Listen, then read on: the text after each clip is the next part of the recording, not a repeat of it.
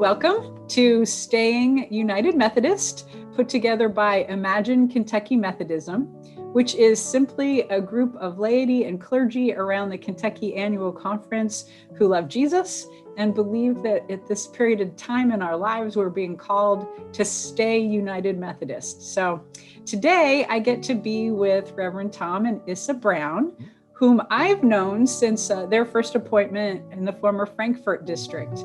But let me let them introduce themselves to you all. Thom and Melissa, tell us who you are. Tell us what you're doing these days. Okay, so I'm Thom Brown, and I'm the pastor at Prairie Village United Methodist Church here in Louisville, Kentucky. And this is my wife, Melissa. I'm Melissa, or others know me as Issa. And for those of you who don't know, I work in nonprofits for a ministry, JustFaith Ministries, dismantling myths around poverty and the barriers that people face so that people of faith can act in solidarity with individuals facing those barriers. So we stay busy on top of 2 kids. Wow. Okay. Yeah. Thank you. Well, so the question is, why do you two want to stay United Methodist? Well, I'll start. So I'm a lifelong United Methodist, born and raised in Paintsville, Kentucky. Went to Paintsville United Methodist Church, First United Methodist Church, my whole life. Went to Eastern Kentucky University, was at the Wesley Foundation there.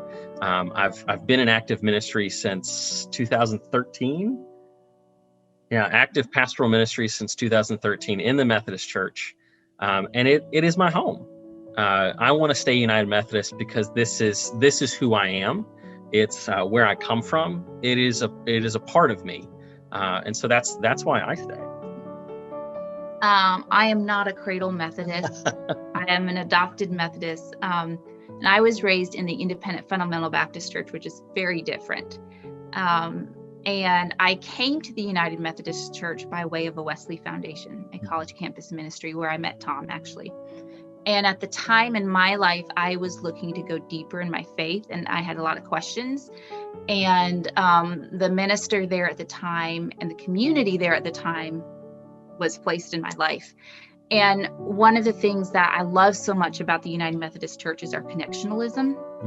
I love that I am connected to people in Africa and Germany and England and Texas and Michigan.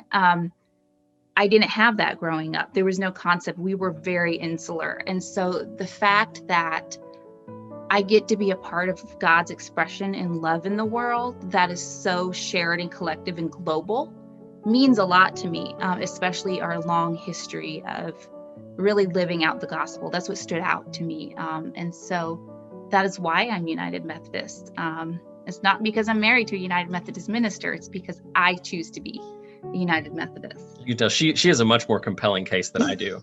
Because I chose. I mean, I know you chose too, but I wasn't born into the Methodist Church, but I chose it. And it was there when I needed it. Right. And I think that's the case for all of us, like people like Thom and me who grew up in it and people who come to it. We all make the decision about whether, it is who we are as we get older. Is it who we are now? And that's what this series is actually about. Mm-hmm. So thank you. So what's your vision of sort of a new emerging United Methodist Church? What could it be and what would you hope it to be? You think? You want me to start? Go ahead and start. I'll start and then you can jump in. Yeah, sure. So for me, looking to the future of the Methodist Church, particularly as somebody who's early on in the process, I'm going forward for ordination this year. I look forward to being in active ministry for decades. But looking forward to what those decades look like, I know that there's so much that has to change in the way that we think about ministry, the way we think about how churches operate. And so I think if I were to claim one thing that I hope a revitalized Methodist church would look like, is to recover our evangelical roots. And I don't mean that like, the modern conservative evangelical stuff that gets attached to that word, but evangelical in the real apostolic sense. because there is a huge need for the gospel, and a life-changing, transformative gospel that it is really, I have found, really inundated in the Methodist tradition. I mean, the simple concept of sanctification is so powerful in a world that so often, ends with the happy meal of justification. Okay, I'm justified now. I can sit here and just wait it out. But this idea that faith is a lifelong process of growing and becoming more perfect in Christ, I mean, that's a powerful message that so many people, I think, are just hungry to hear, but our churches aren't prepared to begin to share that in fruitful ways because we're so caught up in all the other things. And so my hope for a revitalized Methodist Church is to really begin to claim that evangelical root, to think about how are we spreading the gospel and making disciples in a fruitful way today, because today's discipleship is different than it was 50 years ago. And 50 years from now, it's going to be different again. It's very Zoom heavy right now. It's very Zoom heavy right now. But that's my hope for a revitalized Methodist Church would look like. Yeah, so I've been struggling to find the words. And actually, Thom said some things that jumped my mind to a phrase where, for me, it's pilgrimage, not crusade.